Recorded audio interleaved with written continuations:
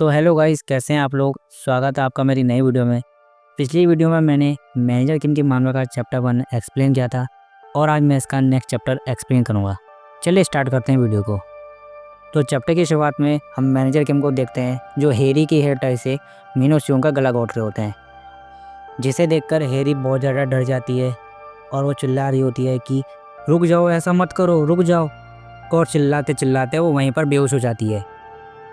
फिर हम मैनेजर किम को देखते हैं जो मीनो सियोंग का गला घोटते घोटते उससे पूछते हैं दाएं या बाएं, मुझे बताओ वो किस तरफ गए हैं।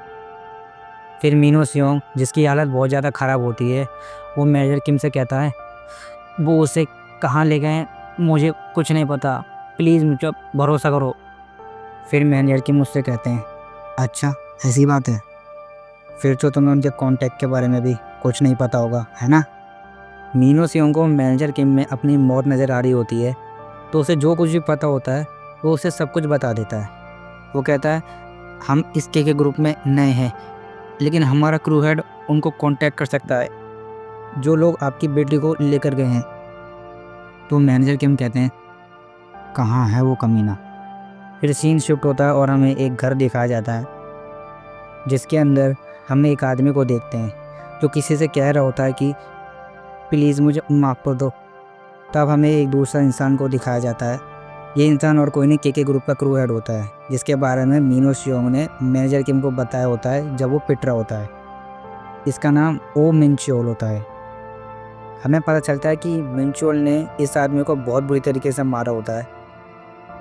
मिनचोल उस आदमी से कहता है क्यों बे, तुम मुझसे मजाक कर रहा है, तूने ये कॉन्ट्रैक्ट साइन किया है, क्या ये कॉन्ट्रैक्ट तेरे लिए कोई मायने नहीं रखता।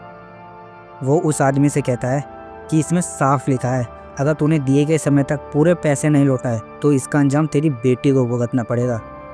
फिर हमें उस आदमी की बेटी को दिखाया जाता है जिसे दो आदमियों ने पकड़ के रखा होता है और वो लड़की जोर जोर से चिल्ला रही होती है और रो भी रही होती है। वो आदमी मिनचोल से कहता है वो तो सिर्फ अभी बच्ची है, वो अपनी पढ़ाई पूरी कर रही है।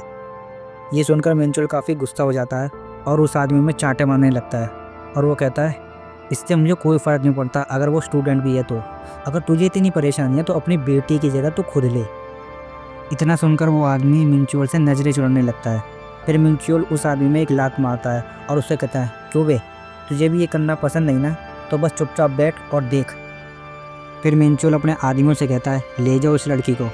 वो लड़की बहुत बुरी तरीके से रो रही होती है और बार बार अपने डैड को बुला रही होती है, लेकिन उसका डैड अपनी बेटी की मदद करने की बजाय वहाँ से मुँह फेर लेता है। फिर मिनचोल उस आदमी का मुंह पकड़कर उससे कहता है कि देख, अपनी आंखों से देख कि पैसा उधार लेने का असली मतलब क्या होता है और एक कॉन्ट्रैक्ट को साइन करने का क्या मतलब होता है। इसी को ज़िंदगी कहते हैं बुढ़े। वो आदमी बहुत ज़्यादा दुखी भी होता है और गुस्से में भी होता है, लेकिन वो कुछ कर नहीं सकता तो कहता है नहीं, मैं नहीं देख सकता। वो लड़की रो रही होती है और बार बार अपने डैड को बुला रही होती है कि डैड मेरी मदद करो, डैड डैड। उसी समय हमें एक डोरबेल की आवाज़ सुनाई देती है और फिर हमें घर के बाहर का सीन दिखाया जाता है जहां मैनेजर किम खड़े होते हैं और डोरबेल को बजा रहे होते हैं। फिर मिनचोल के पास एक आदमी आके कहता है बॉस, कोई आदमी आया है। तो मिनचोल उससे पूछता है क्या तूने कुछ खाने को मंगाया था। तो वो आदमी कहता है हाँ, मैंने कुछ खाने को मंगाया तो था, लेकिन मुझे वो डिलीवरी वाला नहीं लगता। तो मिनचोल उससे पूछता है तो कौन है वो कहता है वो तो मुझे भी नहीं पता, इसलिए मैंने दरवाज़ा नहीं खोला। मिनचोल उससे कहता है अगर फूड डिलीवरी वाला नहीं है तो उसे वापस भेज दो और पीछे का दरवाज़ा भी बंद कर दो।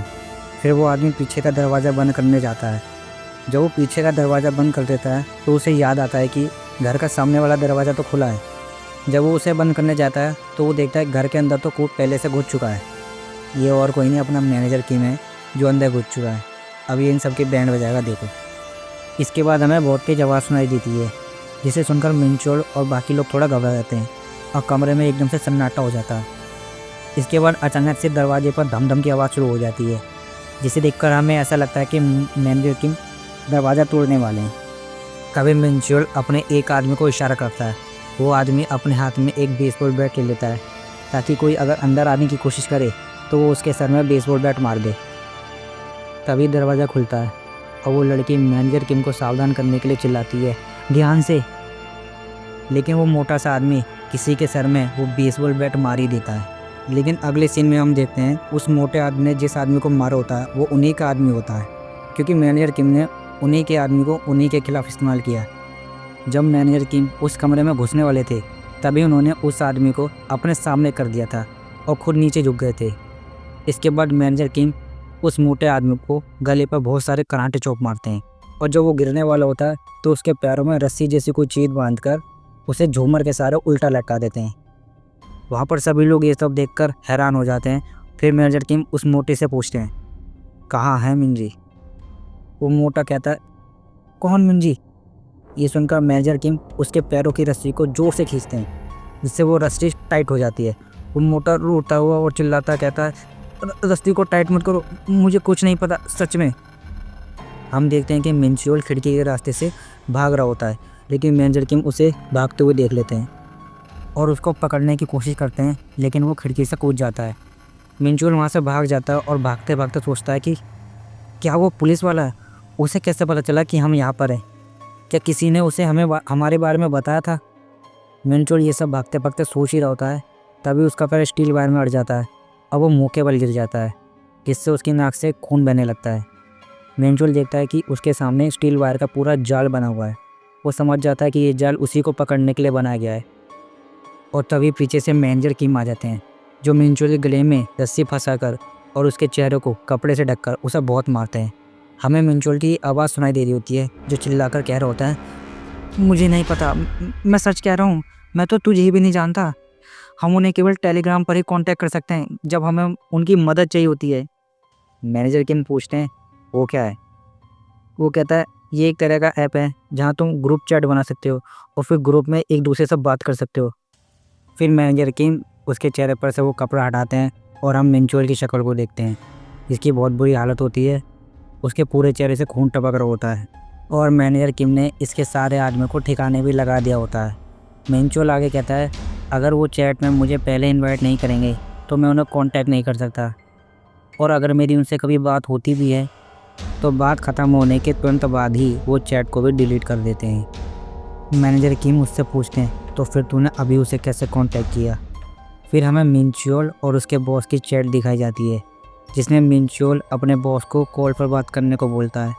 मिंचियोल कॉल पर अपने बॉस को सब कुछ बता देता है कि वो लड़की जूयोंग कंस्ट्रक्शन के प्रेसिडेंट की बेटी है जिसका हमें काम करना है। तब उनका बॉस उनकी मदद करने को राजी हो जाता है। ये सुनकर मैनेजर किम मिंचियोल का हाथ पकड़कर मोड़ देते हैं। मिंचियोल चिल्लाते हुए कहता है, मेरा हाथ टूट जाएगा, मुझे नहीं पता, मुझे और कुछ नहीं पता। क्या ये सब अलाउड है साउथ कोरिया में? मैं तुझे छोड़ूंगा नहीं। फिर मैनेजर किम कहते हैं, जो तुम लोग कर रहे हो क्या वो अलाउड है? और इतना कहकर वो मिंचियोल का हाथ तोड़ देते हैं। मिंचियोल चिल्लाते हुए कहता है, मेरा हाथ सच में तोड़ दिया तूने कमीने। मैनेजर किम कहते हैं, मेरे सवाल का जवाब दे, तुझे बचाने कौन आएगा? तो वो कहता है, कानून मुझे बचाएगा कमीने। तो मैनेजर किम कहते हैं, तुम लोगों ने भी तो कानून तोड़ा है। वो कहता है, हम माइनर हैं कमीने, अगर हम कानून तोड़ते भी हैं तो वो हमें दूसरा मौका देगा। क्या तुझे यूथ क्रिमिनल जस्टिस एक्ट के बारे में नहीं पता? तभी मैनेजर किम उसके मुंह पर एक लात मारते हैं, जिससे वो चिल्लाते हुए कहता है कि मैं तुझे जिंदा नहीं छोड़ूंगा। तभी मैनेजर किम अपने ब्रीफकेस को खोलते हैं और उसमें से सारे डॉक्यूमेंट फेंक देते हैं। फिर हम देखते हैं कि उसके अंदर एक बंदूक होती है, बहुत सारी बुलेट्स और साइलेंसर भी होते हैं। फिर मैनेजर किम मुझसे कहते हैं, क्या तुझे पता है एक बच्चा जो अपने माँ बाप को खो देता है उसे अनाथ कहते हैं, और एक औरत जो अपने पति को खो देती है उसे विधवा कहते हैं, लेकिन उस बाप का कोई नाम नहीं जो अपने बच्चों को खो देता है। इससे मुझे इतना दुख होता है कि मुझे ऐसा लगता है कि अब मेरे पास कुछ होने को बचा ही नहीं। फिर मैनेजर किम अपनी बंदूक को लोड कर लेते हैं और उसमें साइलेंसर लगा लेते हैं और मिंचियोल पर तान देते हैं। वो कहते हैं, यूथ क्रिमिनल एक्ट कितना घटिया बहाना है, तब तो मुझे कुछ बड़े लोगों वाले क्राइम करने चाहिए। मिंचियोल एकदम चुपचाप हो जाता है, वो बहुत ज़्यादा डर जाता है। वो सोचता है क्या ये असली गन है? क्या ये आदमी मुझे सच में मार देगा? तब मिंचियोल रोते हुए कहता है कि सच तो ये है कि मैं माइनर नहीं हूँ, तुम गोली नहीं चला सकते। और तभी मैनेजर की गोली चला देते हैं। फिर अगले सीन में हम खून को देखते हैं जो मिंचियोल से निकल रहा होता है और मिंचियोल की चीखें सुनाई देती हैं। वो कहता है, कुत्ते, तूने सच में गोली चला दी। हम देखते हैं कि मैनेजर किम ने उसके पैर पर गोली मारी होती है। मैनेजर किम उसे धमकी देते हुए कहते हैं, मैं तुझे ज़िंदा इसलिए छोड़ रहा हूँ क्योंकि मुझे अभी भी भरोसा है कि मिंजी ज़िंदा है। अगर ऐसा नहीं होता तो तू अब तक मर चुका होता। मिंजुअल रोते हुए कहता है, प्लीज़ एम्बुलेंस को बुला दो, एम्बुलेंस को कॉल कर दो, मैं तो सिर्फ ऑर्डर्स लेता हूँ। मैनेजर किम मुझसे कहते हैं, अगर मेरी बेटी को किसी ने भी ज़रा सा भी परेशान करने की कोशिश करी तो ये बात मैं बिल्कुल भी बर्दाश्त नहीं करूँगा और उन लोगों को ज़िंदा नहीं छोड़ूंगा। ये मेरा घोषा तेरे कानून से ज़्यादा करीब है। मैनेजर की मुझसे समझाते हुए कहते हैं, और आगे से ध्यान रखना कि ऐसे चीज़ों में तुम इन्वॉल्व ना हो। और मैं तेरा फ़ोन ले जा रहा हूँ। तभी उस मोबाइल में से बहुत सारे मैसेजेस आने शुरू हो जाते हैं। उन मैसेजों में लिखा होता है, हे मिंशोर, वो लड़की जिसकी प्रेसिडेंट की लड़की के साथ लड़ाई हुई थी, हम उसे बोट पे लोड कर रहे हैं और हमने ये भी चेक कर लिया है कि वो पूरी तरह से मर चुकी है। और ये चैप्टर यहीं पे ख़त्म हो जाता है। दोस्तों, ये था मैनेजर किम की मानवा का चैप्टर 2 का एक्सप्लेनेशन, और इसका चैप्टर 3 में जल्दी अपलोड करूँगा। तब तक के लिए बाय बाय।